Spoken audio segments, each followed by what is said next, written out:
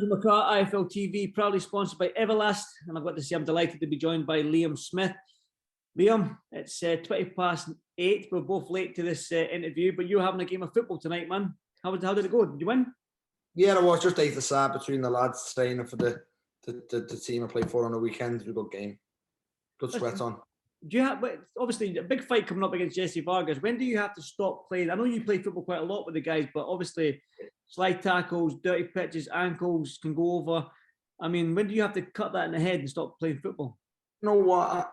I play longer than I should really, but you know, I just such lucky. I always end up okay, and I play right up to it because I love it really. And yeah, like I say, I play longer than I should do, to be honest with you. But for this one, you know, it's a big fight with Jessie and Madison Square Garden. I won't risk nothing. I'll quit with a good bit of time ahead. See, you smiled there when you mentioned Jessie's name, Jessie Vargas. Now, this is a fight you've been calling for the best part of what, a year and a half, 2 years maybe? And the rest, yeah. And the rest, yeah. It's been a long, long time since you've been calling. It was meant to happen beginning of this year, early this year, obviously, beginning of February, early February in Phoenix, but obviously Jessie got the Rona, the COVID, but hopefully he's better now and he's recovering well and he's ready to rock and roll on the 30th of April this year in New York City. And like I said, you put a smile on your face when you said his name, so how happy are you to finally get this fight on?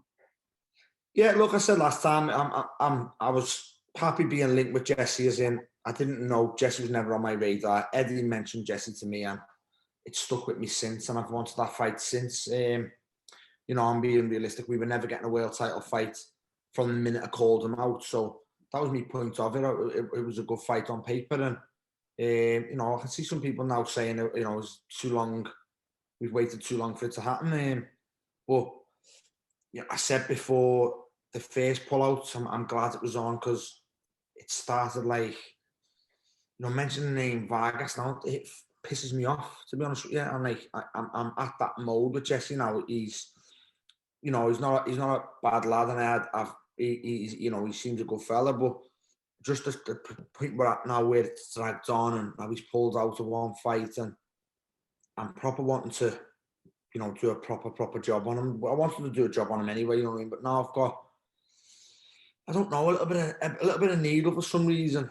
I don't know why, you know, not that he's done anything to me. It's a bit of a stupid statement, but I don't know why. There's just some bit of thingy there. When I see Jessie, I just think, like, fuck's sake, hurry up, let's get it on. Do you know what I mean? And you know, obviously he pulled out last time, but everything happens for a reason, really. And now we're at Madison Square Garden, so it's another, like, it's a bucket list for me ticked off. You know, at the pinnacle of boxing, and I'll be very, very proud to fight there. I've talked to Bill Vegas, Texas. I've fought in Arizona. You know, this will be New York, so you know, I'll be very proud to do that. Sometimes it's a blessing in disguise. Like you said, you were going to fight in Phoenix. That obviously got called off, but now you're fighting at Madison Square Garden. You mentioned there was a bucket list of yours. I know Callum's boxed there, and he was on the AJ Ruiz undercard. But you said the little bit of needle. Do you need that going into a fight? Do you need that little bit of spite, that little bit of needle to go in there and be like, you know what, it's business. I'm going to hurt you, but after the fight, we can get on. So do you need that? Yeah, of course. But now I've got a little bit more. I had that anyway because of the incentive of, I want to, look, to be fair to Jessie, the losses on his record, besides Kerbin of mine, they're a little bit like mine. They're not ones you could be embarrassed about, you know what I mean? He's lost to Mikey Garcia, Manny Pacquiao, Timothy Bradley.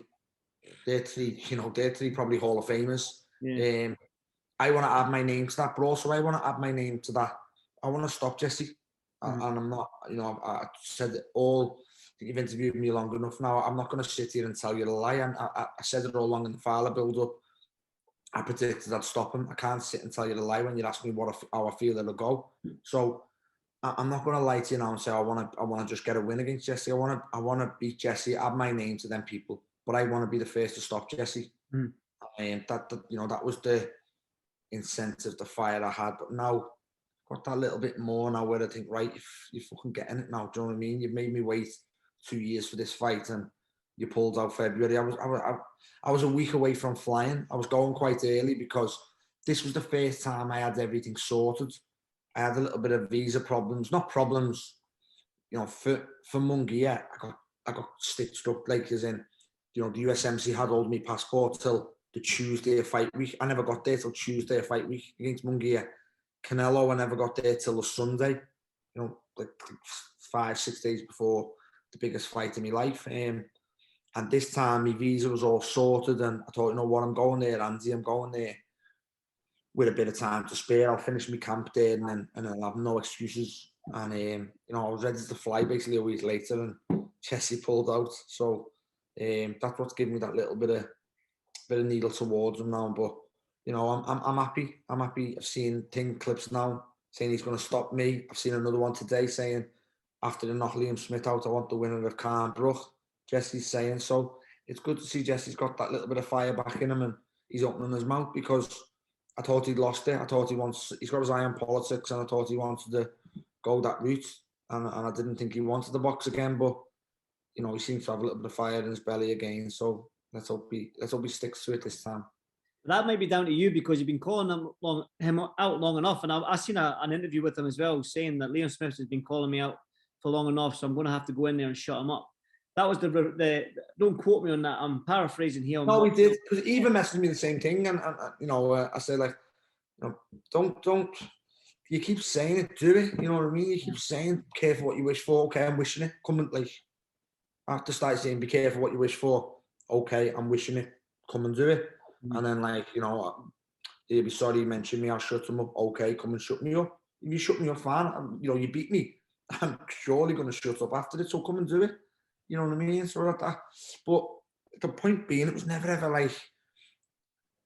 It was just I got it put in my head. Eddie put it in my head, and I thought, whoa, I forgot you had Vargas. You've got to deal with Jessie, and Jessie was not getting.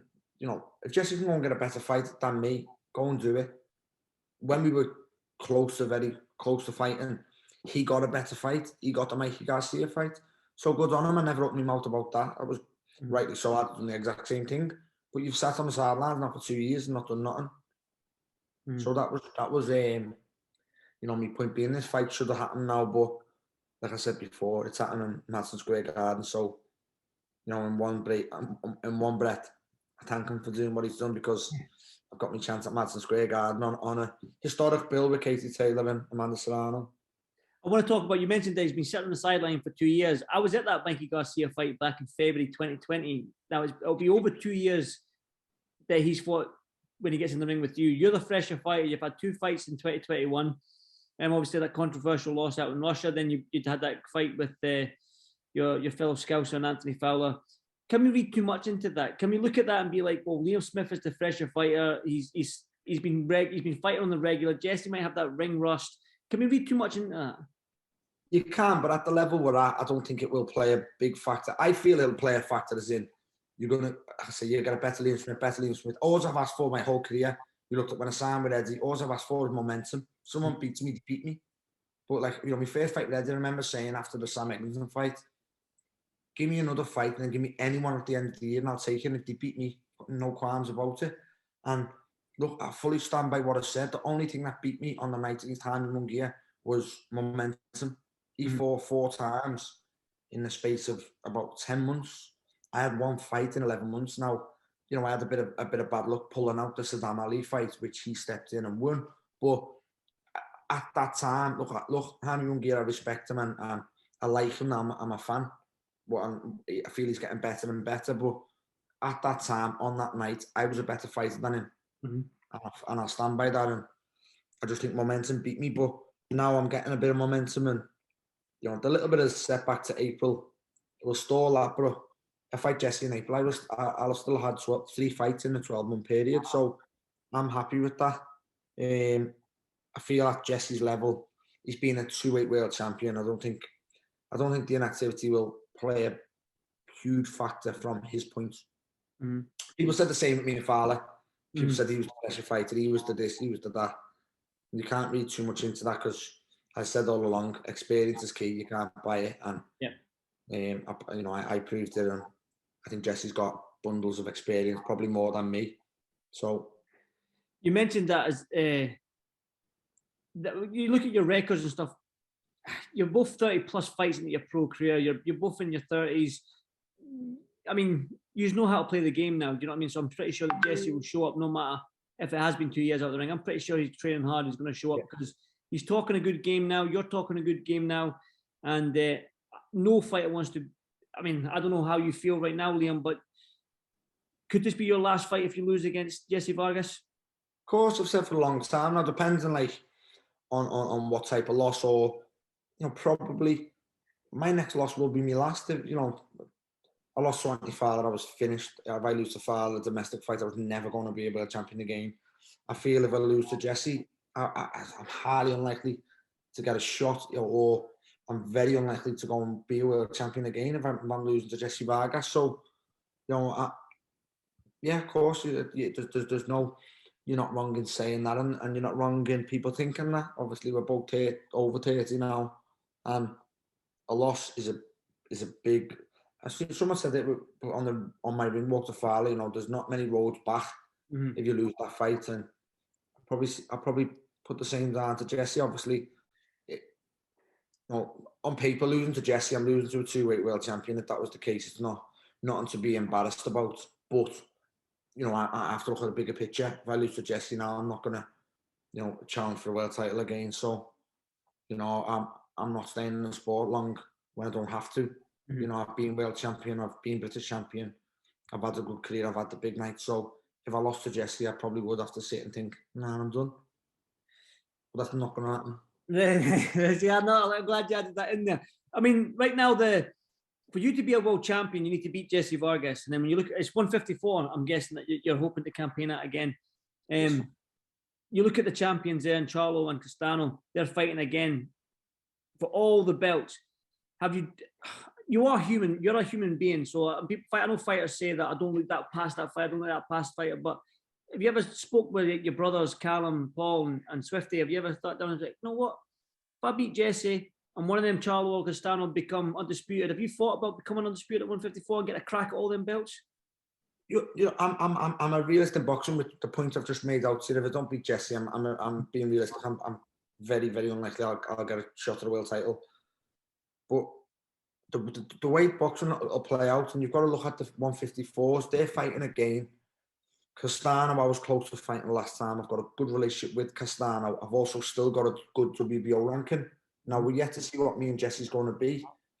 I think I'm still 4 in the WBO. I'm still 3 in the WBA, maybe just behind Sorrow and... You just beat Sorrow, the controversial one. Oh, mate, I don't know. Madrimov. Oh, Magomedov, aye, that's the Russian boy. Yeah. Madrimov, who he's got. So now, if Castano beats if CHARLO beats Castano in the rematch, I've got a feeling CHARLO may move up. If Castano wins, he has to fight some of his mandatories now. We're yet to see what the mandatories may. I may become mandatory at the WBA or the WBO. Castano might have to defend. Obviously, I know Tim Zhu will stay mandatory at the WBO, but some belts might come free.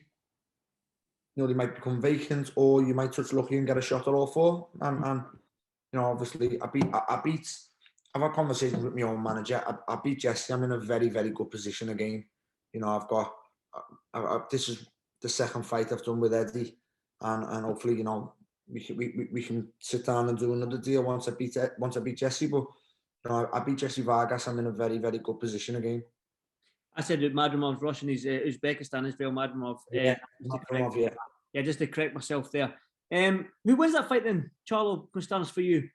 I thought Castano won the last one. I feel CHARLO's got to come with something a little bit more. But I also touched on what I just said there. I do feel CHARLO's getting very, very tight at the weight now. I know we all are, and the older you get, the tougher it gets. But he's a big lad. I think he's 6 foot, maybe even touching 6'1", and his brother's now going to super middle, his twin brother, and I think he might just feel he can go to 160 now and try and get your Golovkins or a couple of the big fights at 160. But like I say, I feel if he wins, he'll probably move up, and then if he loses, he'll move up anyway. So that's what I feel with CHARLO. Castano, I don't feel he's big enough to move up, and he will defend the belts. What, as you mentioned, that you got Answer your question. Sorry, mate. I probably just edge towards Castano points There you go. I'm going to put a bet on if I lose, you can reimburse me then, Liam, right?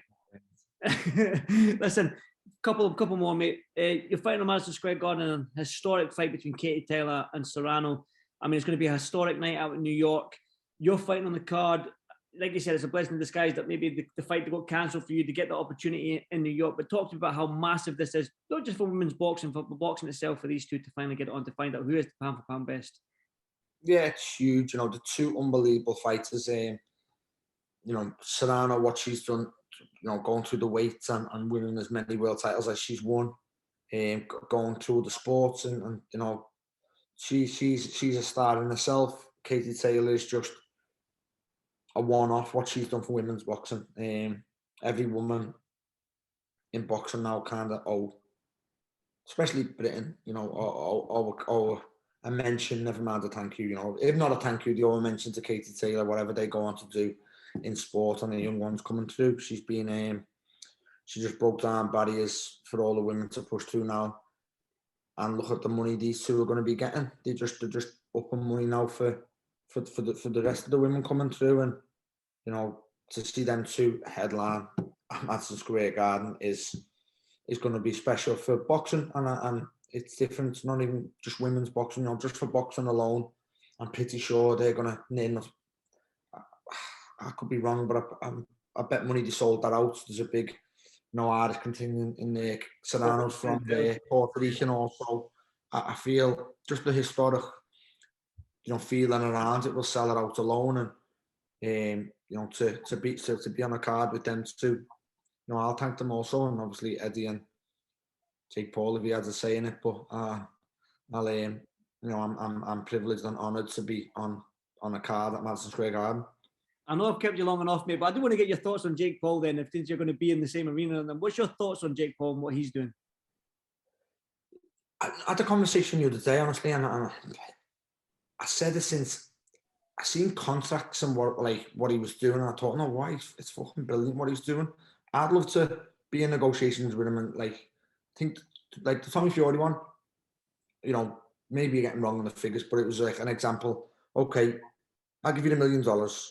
And if you beat me, I'll give you another $500,000. But if I beat you, you've got to change your name. I think that's fucking brilliant. Stuff like that. And I feel it's brilliant what he's doing to Dana White. Not the song he done, you know, I think he's done a song about him now. Somebody told me the other day, but you know, that's stupid. But like, I thought, good on you, what he done. Dana White, you up your fighters' money. You give them so much percentage of the revenues coming in. And if you do that, I'll fight all game Masvidal in UFC rules. Like, no, you can't knock him. He's doing stuff like that. I said if I was, you know, just an example, Bellew or somebody like that, if he'd applied to Bellew, I've seen Bellew throw a few tweets or whatever at him, a few interviews, you know, if he'd applied, I'd just, so you didn't look like you were chasing the money with him, I'd just say, okay, I'll fight you for free. Put it in a contract. I don't get paid unless I knock you out in 2-3 rounds. And he'd probably say, like, if you said, oh, I don't want paying, but if I knock you out in 2 rounds, I want 1.5 or 2 million. He'd probably agree to it. That's what I feel. That's the madman. I think he'd be good to be in that sense. But in the sense of him being a pro boxer, I'm not sold on it. He still hasn't fought a boxer. I'm in the same bracket as everybody else. Yeah, definitely. Final one then, Liam, before I let you go and enjoy the rest of your evening. A message for Jessie Vargas. Please wrap yourself in cotton wool. Just make sure you turn up on April 30th, whether you're injured, whether you're not fit. You know, just please turn up, because it's going to be your last fight anyway, and then you can go off into the sunset and go into your politics. Liam, thank you very much, mate. Thank you so much for doing this for IFL TV. I don't know if I'll be out in New York for the fight, man, but tell you what, I would love to be there. I'll need to wait and see, but thank you so much for it, and enjoy the rest of your evening, mate. I'll speak to you. Make sure you're there, mate. Ping pong. Oh, no. Listen, what's the score? Oh, mate, I forgot. We'll start from scratch now, because you've had the games. Oh, right, okay. It's 64 to you, I would say. 60-40. All right, we'll leave it at that. Leave it at that, man. Listen, I was telling everyone I was smoking every professional fighter, and I'm like, fuck Liam Smith. Forgot about that bastard. No, but listen, man, we'll get a ping pong going. We'll find a ping pong table if I get there, man. But speaks to you soon, mate. And I'll enjoy the evening. Cheers, Liam. Thanks, mate. Thanks, mate.